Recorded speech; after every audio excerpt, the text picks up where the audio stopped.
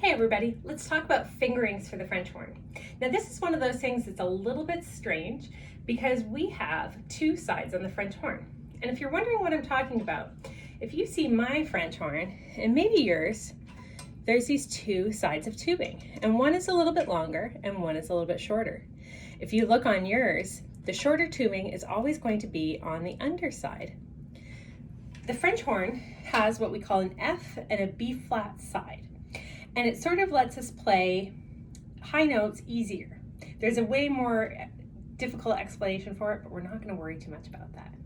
Basically what it means is if we're trying to hit any notes from A flat, the A flat or A that is second space on the treble clef or higher, we're going to use that B flat side of the horn, the shorter side of the horn. So just think of it this way. If you think of a piccolo player, their instrument is a lot shorter than a tuba. So we're going to try and be short like them to make it easier to play high. So when you see fingerings or fingering charts, you'll see a line that says F fingerings and a line that says B flat fingerings. And often the B flat fingerings are in brackets. When you're playing your first space F or a G or any of the notes below that, so middle C or D, you can use the F horn fingerings. So do not put your trigger down or thumb valve, whatever we call that, okay?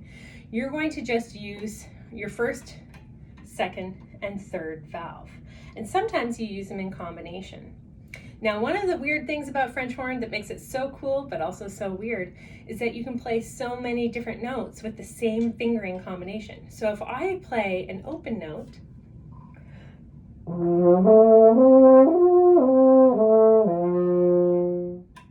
I can get all kinds of different notes. In fact, I can get about 18 with every one fingering.